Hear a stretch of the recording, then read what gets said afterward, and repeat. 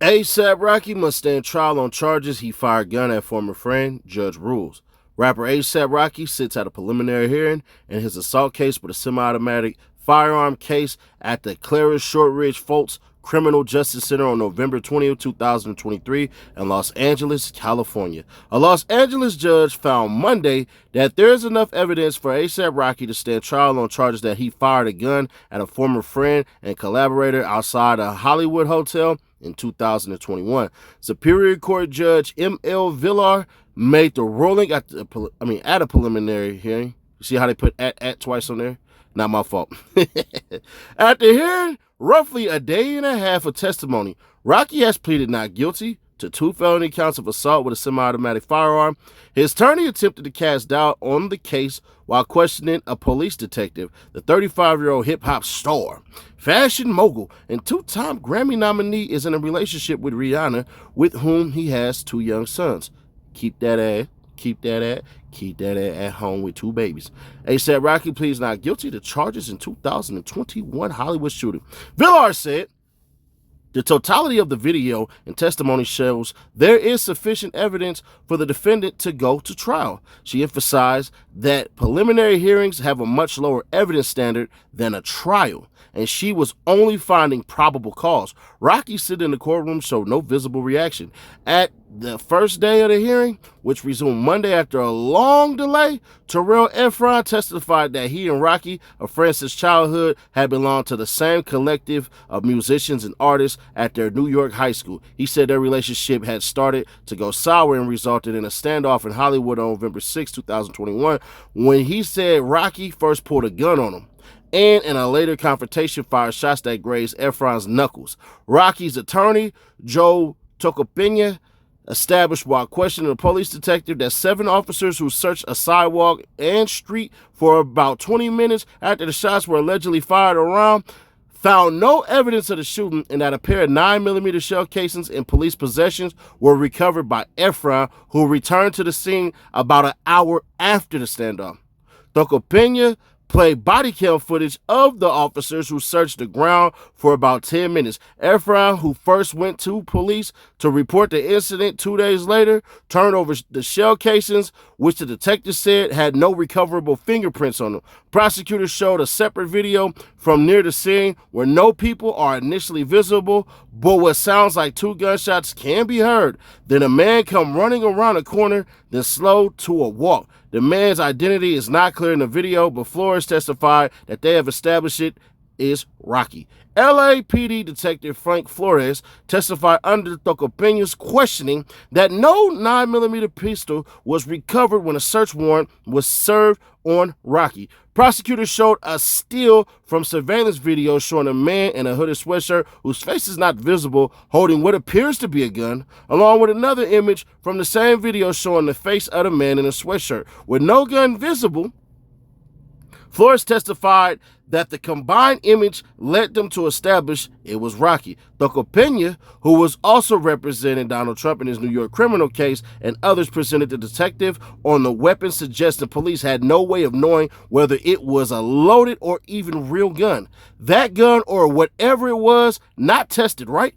Tocopina asked. No, it was never recovered, Flores said. Tocopina asked, you're not sure if it's an operable gun or a non-operable gun or whatever. Without having it, I can't tell you whether it's operable, the detective replied. Tocopina tried to cast doubt on the minor injury to Efron's hand, questioning why he waited until he returned to New York to seek medical treatment. He showed the detective a photo of the scraped fingers and said sarcastically, "It's a miracle he survived that shooting." A judge admonished him one of several times she told Tocopina to change his tone. Rocky was arrested. Well, we're not finna do all that.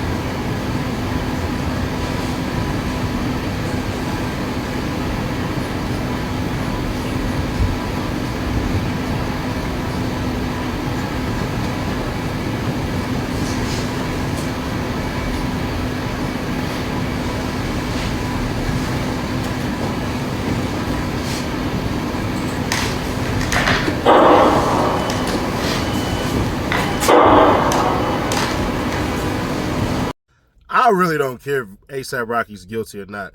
Damn sure don't care about dude. What I would say is what I think happened is I do think Rocky fired 2 shots at Cuz, but I don't think he hit him. I just don't, because to me, if you were so scared and all this crap and all this BS and everything like that, bruh, why is it that you waited a couple of days to get medical treatment? Why not get it then and there while wounds are still fresh and you can show some burn wounds? Just don't know, bruh. Now, with that being said, you see clearly in the video they getting into it and people try to separate them and all that stuff and everything like that. Now, if A$AP Rocky is really that stupid and everything, you get what you get, don't throw a fit like a bitch. I'm just going to keep it authentic with you. But what I will say is this. Boy, you niggas get in positions and just decide to throw it all away. I don't know if Buddy is lying, but I do believe A$AP Rocky's probably going to get off on one of those 2 charges. It is beyond difficult. And like the judge said, the standard of proof is so low that all I really had to do is show that you was there. And then you got to stand trial. So we shall see. But with that being said, bruh, so what? I don't think nobody cared if A$AP Rocky really shot Cuz or not, because they knew each other. Now, if he would have killed him, then I think cats would have had a problem, because somebody tried to say, oh, this was self-defense, this was self-defense. Shooting somebody in the back while they're walking away is not self-defense. Because in what instance are they doing anything? They didn't say that A$AP Rocky and him was wrestling and tussling with each other, and next thing you know, gunshots let off and all that. They didn't say that at all. And that video damn sure didn't show that. Next story. Of the elements of knowingly and willfully are not required. On our case law at this point in time, unlawfully is sufficient, and it tracks, and I find that the state's indictment tracks the language of the statute and is sufficient. Therein for counts 1, 56, 57, 58, 59, and 60, 61, and 62 as it pertains to the state versus Mr. Jeffrey Williams. For those reasons, the court is going to deny the defendant's plea and bar motion to dismiss General Demur. You know, I accept whatever the Honorable Court's ruling is, and if it's adverse, I believe I have a dual track. I will obviously go on trial, but I just respectfully request if you can get your order in, I will file a notice of appeal. It's a direct appeal. It will not stop our trial, it's my understanding, and I will ask the appellate court to take this up during our trial, and if they grant it, then we could abort the trial at that time. Now, Brian still try to be slick, bro, and I ain't gonna hold you. I get it. You got to try it once to see if you can get away with it, and then twice now you know you being devious as hell. And third time, you just pushing buttons. What he did was he slid them the cases and all that stuff that he was going to be referencing today, this morning. The judge caught on to it and was like, I would like for you to do this way sooner. All right, cool. Now, what I can say is the advantage of doing that is that the defense now has to go on the fly to go ahead and get them charges basically still established. And that's what they ultimately did. Your mans knew that it was a slight possibility that Glanville would go for it. So instead, what he decided to do was say, well, look, I need y'all to immediately go ahead and let this get denied by y'all, write that so I can take it up to the appellate judges. And that's ultimately what he just did. Is it a good strategy? Absolutely. Anytime you can take a chance at getting the case dismissed and everything like that, you better do it. It's doing your damn job. Now, what I would say to this is, bruh, listen, man. We just gonna see. We just gonna see. Ultimately, if Brian Stills as good as he say they are, then he should be able to beat this or get them to plead down and stuff like that and everything. Because at the end of the day, bruh, everybody who has been getting quote-unquote deals, the deals are crazy. You have an attempted murder that literally got you 5 years of probation and 2 years in jail commuted down to 1. I ain't gonna hold you. I damn near probably would take, I wouldn't, nah, I can't do that, bro. I ain't trying to sit in nobody's jail for a minute. Guard! backyard. You know what I'm saying? No, just okay. But yeah, bro, Brian still trying to slick his way and do some stuff like that, which I believe since he had success at the federal courts, that he'll try, I mean, not the federal, but the appellate judges and stuff like that, I believe that's what he was going for anyways. But one thing he did do that was genius, he showed exactly what the defense is going to throw at the appellate judges, because if he can do that, bruh, if I know what you're doing, I can counter all of that. So I think that's more so what he was doing, was trying to figure out what the hell they was trying to do. But, hey, it didn't work today, but it don't mean it can't work a couple of months down the way. Man, that shit got to stop, man. Man, you ain't got to sue no nigga like me, man. I'm gonna pull up. Fuck you talking about suing me? I hope it ain't what he say. Yeah, bro, I'll pull up on you, bro. Tell me a number. Tell me a real number, though. I don't care, a real number. They gonna pull up and make sure you straight. Nigga, you ain't got the fucking sue me. Fuck. On my mama, Boosie, big bro, I fuck with you. Tell me a real number. You ain't gotta do all that. Tell me a number. I'm gonna pull up and bring it to you. Damn, Kodak, even though we fell out, we could have did fair business. Just business. Kodak. I ain't tripping. My kids, man, bro, you gotta respect it, man. I ain't tripping, y'all tripping. Stay tuned. I'll be posting more in 6 hours.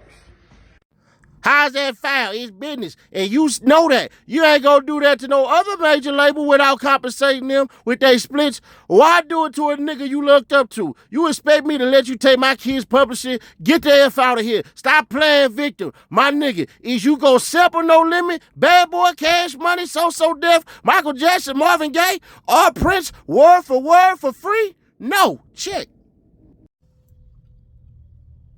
Boosie's not wrong, but the way he going about it is lame as hell. You already cooked up a diss track on these niggas, man? Come on, thug. Like, what you on, dick? Like, come on, what you on? Now, I get it, bro. All you should have did was said this. Hey, right away, man, I appreciate the sample, man. But go ahead and hit me up so we can do fair business. Square business, straight up. That's all you had to do. All that other shit and everything like that, like... But Boosie did say something in his raps that kind of took me to his mindset a little bit. Boosie said in his rap, and I'm not going verbatim, but I believe it's close to, you ain't support me when they was trying to throw me up under the bus. Boosie, let's understand something, my nigga.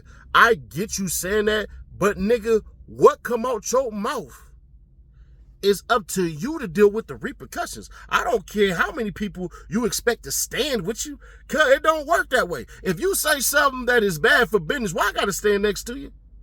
Bro, you already know there's certain things you can't say. And if you decide to say them, all right, cool. But deal with the repercussions on your own.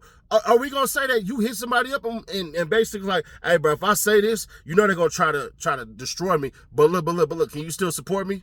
You know what I'm saying? Can you stand with me? I'm about to say this. So at least you can have a conversation with somebody before you start thinking everybody's supposed to come save you. Nigga, you are responsible for what comes out of your mouth. But back to the business part, Boosie technically ain't wrong. Because at the end of the day, Rod Wave is one of the biggest artists in the whole entire world, not just physically.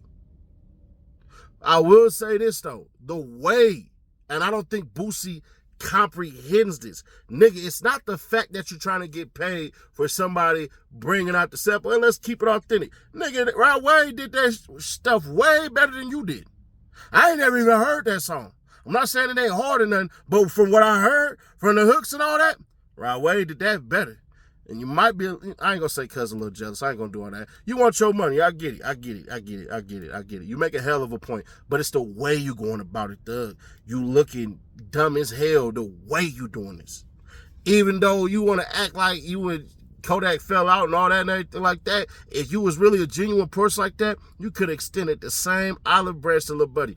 Hey man, look, you think I don't like you and all that, but let's get some good business and understanding and all that. Then y'all could have had a real conversation. But you know what, cuz? You 40 years old, but you moving like a goddamn 4-year-old with a tantrum. That's one of the biggest issues about you, Boosie.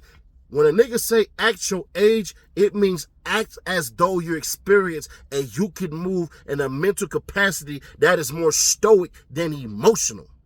And that's the issue that people are having with you now. The problem with people is, man, bruh, you get them niggas a mic.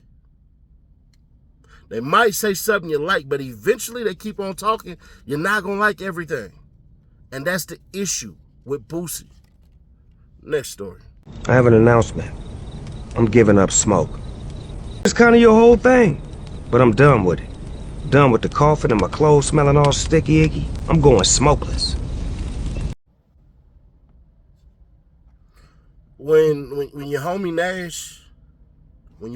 Nash, y'all favorite loc, especially after I done spoke, what did I tell y'all? I said, bruh, he's not giving up smoking. He said he's giving up smoke. And I literally said, bruh, this right here is a tactic. It's a ploy. He's going vape. I was 100% right because he said smoke, not smoking. There's a difference in that. Now, some people are going to laugh and all that, and then they're going to point at the rappers who say, hey, bruh, we was messing with Big Snoop. I'm finna give up. You seen Meek jump on the bandwagon like he normally do. You seen my little baby Coyle Ray decide to get out there and say, I'm done smoking after Thanksgiving and a night with Sadie Nash. You know, she said that. That's verified on her Instagram. She said that about me. She did. Go check her Twitter. But either way that go, bro. Context is everything. This is one of the reasons why I get mad at people when I write a caption and I put a question mark at the end of it. Why put a question mark? Because, bro, we got to comprehend the question and then get to an answer. What Snoop Dogg did, was it marketing genius? Not necessarily, no. Because at the end of the day, feeling bamboozled is not feeling like you've been tricked into a good thing. It's cool to trick your people into something like that and somebody pop out and surprise. The next thing you know, it's his mama, it's his baby mama, and then his other baby mama, and they think about, hey, you know what? We finally gonna get that threesome. We tired of you cheating on us. You know, good surprises like those. Not the one where you niggas feel like, oh, damn, one of my heroes, he's not doing this anymore. And then it turns out he's doing it, but just in a different way. Imagine if Mike Tyson said, yo, I'm gonna give a box. The next thing you know, everybody thinking they ain't gonna see no more training videos. Mike Tyson talking about boxing and all that. And then he literally talk about he's giving up boxes. And now he's going with plastic containers because they last longer or something like that. You see what I'm saying? So it's those things that people had to pay attention to because the wool got pulled over your eyes. And I try to warn you, what did y'all favorite loc try to tell y'all, man? I tried. Y'all didn't want to listen. But shout out to Snoop, he got y'all talking. And I do really hope that niggas do consider giving up even vaping and smoking because, bruh, there's no way, and once again, I'm going to say this because I keep on saying it, there is no way in this world that you can tell me, bruh, putting all type of smoke and vapors into your lungs is a good thing. I don't care whatever municipal thing y'all talk about and everything like that, because if you want to, you can make a case for cocaine. You really could. But, hey, we hit 7,000 subs, man. Run this up. Let's try to get to 8. Let's make America great. I'm all passed from the cancer. When a call guy, he don't answer. It's guns and money on the dresser. Nowadays, it's all to protect your look. Family crossing, I take those losses. Read a book on bosses, it'll happen off the